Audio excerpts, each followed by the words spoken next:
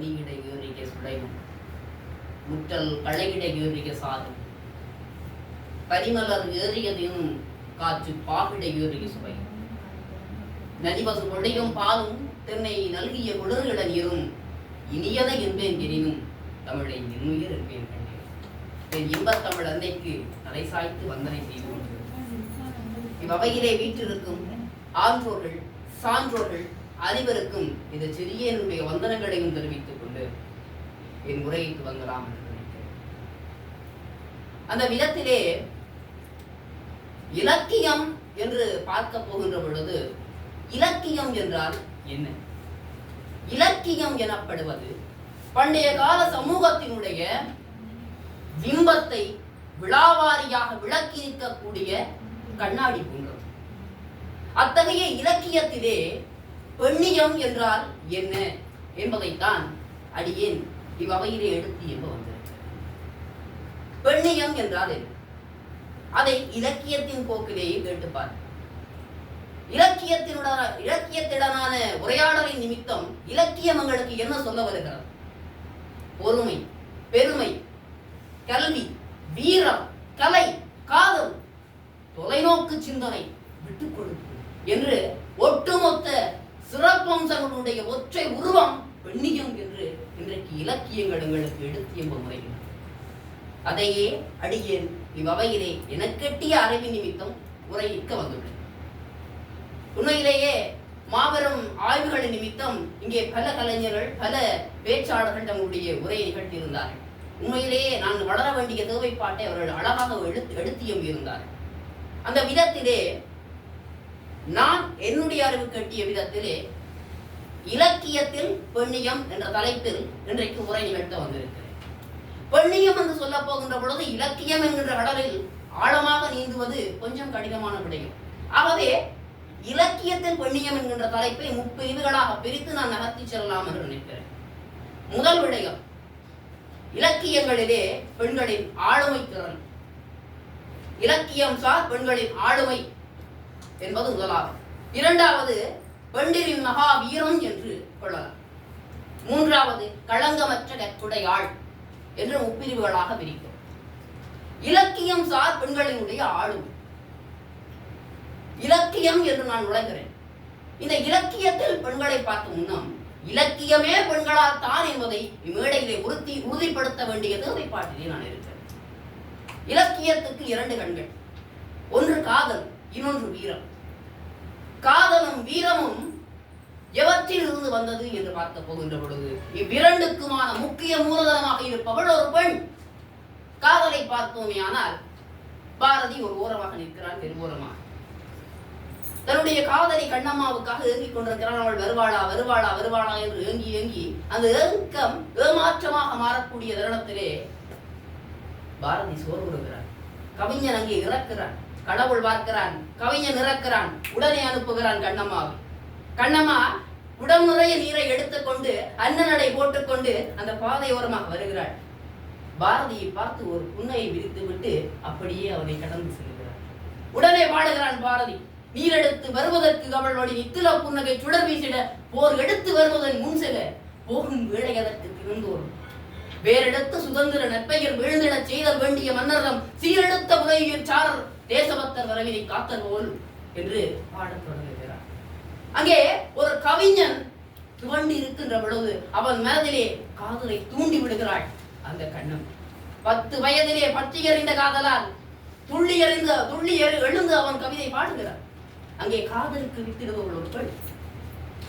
சரி, பெண் என்றால் காதலுக்கு முக்கிய மூலதனமாக இருக்கிறாள். வீரத்தோடு எவ்வாறு தொடர்புபடுகிறாள் என்று எல்லோருக்குமே சந்தேகம் எழும். மென்மையான ஒரு பெண் எப்படி வீரத்துக்கு வித்திடுகிறாள், எப்படி வித்திடுகிறாள் என்கின்ற கேள்விக்கு இலக்கியம் சொல்லுகிறது. வங்க கடலெங்கும் பொங்கும் இசையாக சிங்கப்படை இழித்து பாயும் புதியா மண்டியிடாமலே வீராப்பு செறிந்து மண்பாசம் சுமந்த மரவராய் பாய்ந்து இறுதி உயிரதனை இறுக பிடித்து போராடிய மரவரின் இதயத்தில் வாழ்பவள் இன்பத்தமிழ் அன்னை. அந்த இன்பத்தமிழ் அன்னையை தன் தாய்ப்பாலோடு சேர்த்து கொடுக்கிறாள் தாய். ஒவ்வொரு தலைமுறையும் வீரமும் மானமும் கௌரவமும் நிறைந்ததாக வாழ்கிறது என்றால் அது தாயினுடைய சிறந்த ஆளுமை கடற்கரை என்பதை இன்றைக்கு இலக்கியம் சொல்லியிருக்கிறது. ஆகவே காதலும் சரி வீரமும் சரி இரண்டுக்குமான முக்கிய மூலதனம் பெண். இந்த பெண் எப்படி ஆளுமை நிறைந்தவளாக இருக்கிறாள்? நான் இன்னும் இலக்கியத்துக்குள்ளே இறங்கவில்லை. இலக்கியத்துக்குள்ளே இறங்கவும் நாம் அவ்வை மூதாட்டி இங்கே கூட்டி வர வேண்டும். அவ்வை மூதாட்டியானவள் முக்காலத்தை அந்த கட்டுப்பாட்டுக்குள்ளே வைத்திருந்த பெருமுதாட்டி. அந்த அவ்வையுடைய காலப்பகுதியிலேயே ஒட்டக்கூத்தர் என்று ஒருவர் இருந்தார். ஒரு ஆணவம் நிறைந்த புலவர். புலவர் என்றாலே ஆணவம் இருக்குவையா. அதிலே ஒட்டக்கூத்தருக்கு கொஞ்சம் தூக்கலாகவே ஆணவம் இருக்கிறது. என்ன செய்கிறார்? ஔவையார் பார்க்கிறார், இது இப்படியே போனால் சரியாகாது. தமிழர்களிடத்திலேயே ஆணவம் இருக்கக்கூடாது. அதிலும் தமிழர்களை வழிகாட்டக்கூடிய புலவர்களிடத்திலே ஆணவம் இருந்தால் அது இனத்திற்கு கேடு என்று புரிந்து கொண்ட ஔவையார் பாடம் எடுக்க போகிறார். எப்படி பாடம் எடுக்கிறார் என்று பாருங்கள். ஒட்டக்கூத்தர் வீட்டுக்கு வருகிறார். வருகின்ற பொழுது 2 கால்களையும் நீட்டி வைத்துக் கொண்டு வா ஒட்டக்கூத்தா என்று கூப்பிடுகிறார்.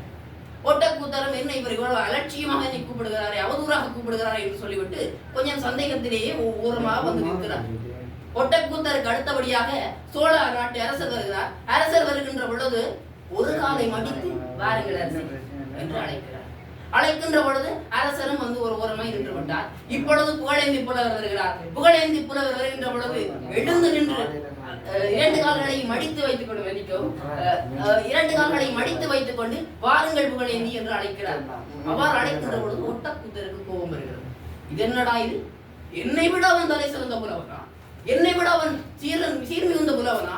எனக்கு 2 கால்களையும் நீட்டியவர் மதிப்பளிக்காமல் இருக்கின்ற பொழுது புகழேந்தி புலவர் வருகின்ற பொழுது 2 கால்களையும் அடித்து அவனுக்கு மரியாதை செலுத்துகிறாரா என்று சொல்லி இவருக்கு ஒரு கோபம் வருகிறார். அந்த கோபத்தின் நிமித்தம் சோழ அரசர் வாயிலாக இவர் அவை இடத்திலே கேட்கிறார். அவை சொல்லுகிறார், இவரை விட ஒட்டக்கூத்தரை விட புகழேந்தி புலவர் தலை சிறந்த புலவர் என்று சொல்லுகிறார். உடனே ஒட்டக்கூத்தர் கோபம் வருகிறார். யார் சொன்னார்? நான் பாடுகிறேன் பாடல் என்று விட்டு ஒரு பாடலை பாடுகிறார். பாடுகின்ற பாடலில் தான் ஒரு விடயத்தை கவனிக்க வேண்டும். பழங்கால புலவருடைய பாடலிலே ஒற்றை சொல் 3 முறை வர வேண்டும். ஆனால் ஒட்டக்கூத்தர் ஆணவப்பட்டு ஆக்ரோஷப்பட்டு பாடிய பொழுது மதி என்ற சொல் 2 முறை தான் வந்தது. 1 முறை வர தவறி ஔவையாரை மடக்க வேண்டும் என்று அதிலே நீங்கள் பார்த்தீர்கள் என்றால் தெரியும். ஔவையாரை அவதூறாக பேசும் விதத்திலாகத்தான் அந்த கவிதை அமைந்திருக்கிறது. பெரிய மதியம் இழந்தாளே, அதுதான் புகழேந்தியை கண்டுட்டு தன்னை மதிக்கிறேன் என்று சொல்றேன். ஆமா பாரு. அப்படி என்கின்ற பொழுது அங்கே அவர் ஒருமதி கெட்டதை ஔவையார் குறித்துக் கொண்டார். உடனே எழுந்து சொல்கிறார், ஒட்டா ஒருமதி கெட்டாய். உடனே அவர் என்ன செய்கிறார்? தன்னுடைய தலைக்கணத்தினுடைய விபரீதத்தை உணர்ந்து தலை குனிகிறார். அவர் தலை குனிகின்ற உடனே அவருடைய தலைக்கணமும் அவருடைய தலையிலிருந்து மழவி கீழே விழுந்து உடைந்து விடுகிறார். இப்பொழுது புகழேந்தி புலவரை பாடுகிறார். புகழேந்தி, இப்பொழுது நீ வாழ் என்ற உடனே பாடுகிறார். பங்க பழனத்து முழும் உழவர் பலவின்கரையை பறித்தது என்று சங்குட்டறிய குரங்கு இளநீர்தனை கொண்டு எறியும் தமிழ்நாடா, வெங்கட் பிறைக்கும் கஜம் பிறைக்கும் மெலிந்து பிறைக்கும் பிடிவேரே என்று பாடினார். பொங்கற் கமராவதி எடித்த ஓவை இராச குலதிலகா வெங்கட் புரைக்கும் கஜம் புரைக்கும் மெலிந்து அப்புரைக்கும் பிடிவேரே என்று பாடினார். ஆக அங்கே பிறை என்ற சொல் 3 முறை வந்து விட்டது. இதில் நாங்கள் ஆச்சரியப்பட வேண்டியது அவையினுடைய ஆளுமையை பற்றி. அவையுடைய ஆளுமையை பாருங்கள். ஒட்டக்கூத்தரிடத்திலே கோபத்தை தூண்டுகிறார். ஒருவனுடைய கோபத்தை தூண்டுவதன் மூலம் அவனுக்குள்ளே இருக்கும் அறியாமையை கட்டி எழுப்ப முடியும் என்பதை அங்கே அவர் அறிந்திருக்கிறார். அவனுக்குள்ளே இருக்கக்கூடிய அறியாமையை பிடித்து இழுத்து ஒட்டக்கூத்தருடைய அறிவின்மையை சாதகமாக பயன்படுத்திக் கொண்டு அவருடைய கவிதையில் எப்படியே கண்டுவிட்டார். இப்பொழுது புகழேந்தி புலவருக்கு வாய்ப்பளிக்கிறார். புகழேந்தி இவனை போல 3 எழுத்துக்களையும் இவனை போல 2 எழுத்துக்கள் மட்டும் பயன்படுத்தாமல் 3 எழுத்துக்களையும் சரியாக போட்டு கவிதையை பாடிக்கொள் என்று சொல்லி மறைமுகமான எச்சரிக்கையை கொடுக்கிறார் என்றால் அவருடைய ஆளுமையை திரையை நாங்கள் எவ்வாறு சொல்ல முடியும் பாருங்கள். ஆக இப்பொழுது இலக்கியத்துக்குள்ளே இறங்கும். இலக்கியத்துக்குள்ளே இறங்குகின்ற பொழுது ராமாயணம் என்கின்ற கடலிலே ஒரு பெண்ணினுடைய ஆளுமையை இந்த சிறிய இடத்தையும் கொண்டிருக்கிறேன். அதாவது ராமாயணத்திலே ராமன் கானகத்துக்கு செல்ல போகிறார். ராமன் கானகத்துக்கு செல்ல முயல்கின்ற பொழுது அவனுடைய மனைவி சீதாதேவி வருகிறார். இவர்கள் இருவருக்கும் பாதுகாப்பாக லக்குமணன் செல்லுகிறார். அங்கே லக்குமணன் செல்லுகின்ற பொழுது லக்குமணனுடைய மனைவி என்ன செய்கிறாள்? ஊர்மிளா என்ன செய்கிறாள்? நகைகளை எல்லாம் அணிந்து கொண்டு தங்க பட்டாடைகளை உடுத்திக் கொண்டு புன்னகை நிறைந்த முகத்தோடு நிற்கிறாள். அடி பாவி, நான் கானகத்துக்கு செல்ல போகிறேன், நீ என்னவென்றால் தங்க நகைகளையும் பட்டாடைகளையும் உடுத்திக் கொண்டு என்னை பார்த்து சிரித்துக் கொண்டு நிற்கிறாய், உனக்கு வெக்கம் இல்லையா என்று சொல்லி அவளை கடுமையான சொற்களால் திட்டி அவள் பற்றிய வெறுப்பால் கானகத்துக்கு செல்கிறாள். அவன் சென்றதன் பிற்பாடாக யார் எங்களுடைய ஊர்மிளா உடனே ஓடிப்போய் மெத்தையின் மீது படுத்துக் கொண்டு அழுகிறாள். ஏன், என்ன காரணமாக இருக்கும் என்று பார்க்கின்ற பொழுது ஊர்மிளா ஒரு விடயத்தை முன்வைக்கிறாள். என்னவென்றால், தன் பற்றிய சிந்தனை மூலமாக தன்னுடைய கணவன் கானகத்துக்கு சென்றால் தன்னுடைய அண்ணனுடைய பாதுகாப்பிலே அவன் முழுமையான கவனம் செலுத்த மாட்டான் என்று அறிந்து தன் மீது ஒரு வெறுப்பை கொடுத்து அவனை கானகத்துக்கு அனுப்புகிறாள். முழுமனதோடு நின்று உன் அண்ணனுக்கு சேவை செய்ய என்று அனுப்பி வைக்கிறாள் என்றால் அவளுடைய உளவியல் ரீதியிலான கையாளுகையை நாங்கள் உன்னிப்பாக அவதானிக்க வேண்டிய தேவைப்பாட்டிலே இருக்கின்றோம். ஆக கம்பராமாயணத்தை பார்த்தோம். இப்பொழுது எங்களுடைய சமுதாயத்திலே பெண்டிரின் மகாவீரம் பற்றி நாங்கள் அறிய வேண்டும். பெண்டிரின் மகாவீரம் ஐயா கூட இங்கே வந்திருந்தார், சென்று விட்டார். ஐயா கூட சொல்லி இருந்தார். அதாவது சீதையினுடைய சொல்லினுடைய சூடு, அவளுடைய சொல்லுடைய சூடு எத்தகையது என்று பார்க்கின்ற பொழுது, எல்லை நீத்தையும் உலகம் யாவையும், உலகம் என்னடா உலகம், இந்த பிரபஞ்சத்தையே சுட்டு பொசுக்கக்கூடிய சக்தியினுடைய சொல்லுக்கு உண்டு. ஆனால் நான் பொறுமையாக இருக்கிறேன். ஏன் பொறுமையாக இருக்கிறேன்?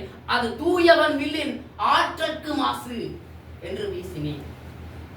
நான் நினைத்தால் ஒற்றை நொடியிலே உன்னுடைய சாம்ராஜ்யத்தை சாம்பலாக்க முடியுமானால் என்னுடைய சக்தியை நான் பயன்படுத்தினேன் என்றால் எனக்காக என்னை மீட்டி வருவேன் என்று சபதம் எடுத்த என்னுடைய ராமபிரானுடைய என்னுடைய கணவனுடைய வீரத்துக்கு மாசு ஏற்பட்டு விடும். அதனால் பொறுமையோடு இருக்கிறேன், விலகிப்போ என்று சொல்லி ராவணனுக்கு அவள் எச்சரிக்கை விடுக்கிறாள்.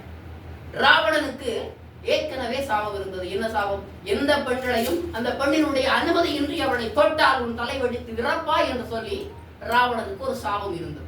அவ்வாறு சாபம் வாங்கியதன் பிற்பாடும் பெண் ஆசையை அவள் அடக்கியதாக இல்லை. என்ன செய்கிறார்? சீதையை கொண்டு வந்து அப்படியே தன்னுடைய ராஜ்யத்திலே கொண்டு வந்து வைத்து விட்டார்.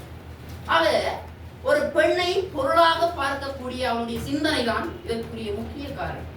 ஒரு பெண்ணை வெறும் பொருளாக பார்க்கக்கூடிய அந்த ராவணன் எங்களுக்கு மாபெரும் பாடத்தை புகட்டியிருக்கிறார். நீ எவ்வளவு பெரிய அரசனாக இருந்தாலும் சரி, நீ எவ்வளவு பெரிய கோமானாக இருந்தாலும் சரி, ஆனால் ஒரு பெண்ணை நீ பொருள் என்று பார்த்தால் அடுத்த நொடியே விழுந்து போவாய் என்பதை கம்பராமாயணத்தில் இந்த வரிகள் மூலமாக நாங்கள் ஆழமாக அறிந்து கொள்ள முடியும்.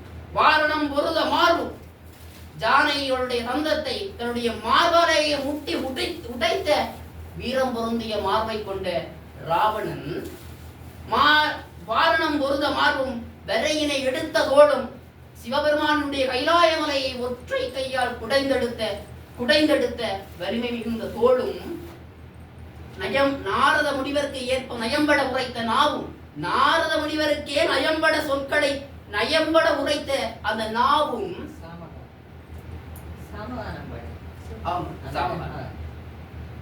தார் அணி மகுரி பத்தும் சங்கரன் கொடுத்த வாளும், ஈசப்பெருமான் தனக்கு வரமாக கொடுத்த அந்த வாளையும் கூட தன்னுடைய வீரமும் கள்ளத்தே போட்டு வெறுங்கையே மீண்டு போனார்.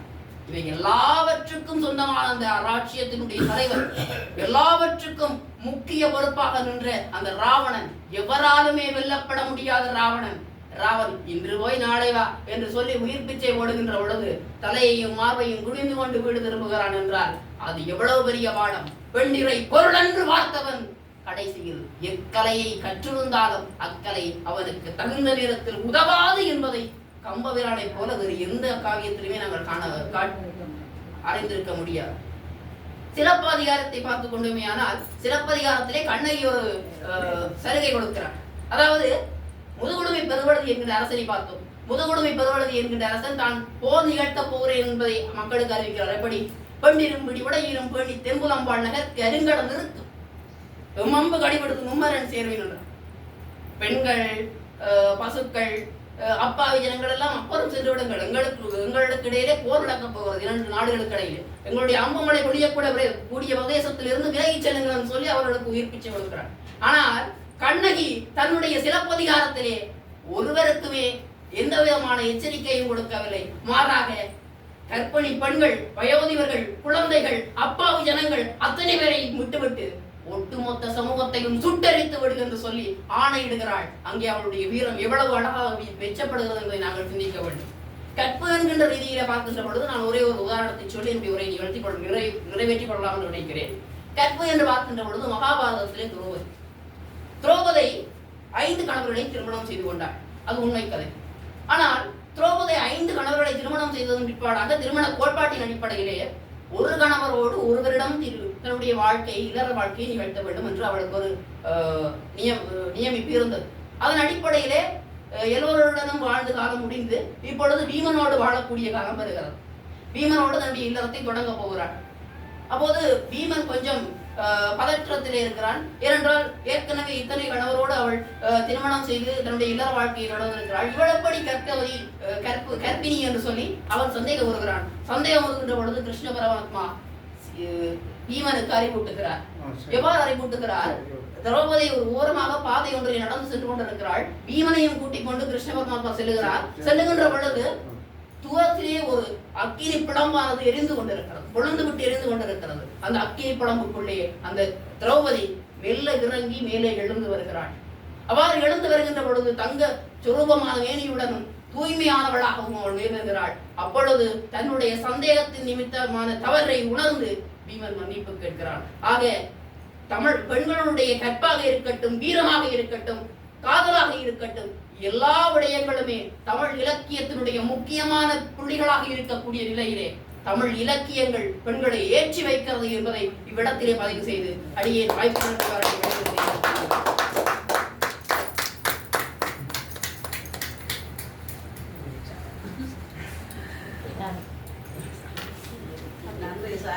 தந்தை மகற்காற்று நன்றி, மகன் தந்தை காற்று உதவி. இவ்விடத்தில் கொஞ்சம் கொஞ்சம் தூரத்தில்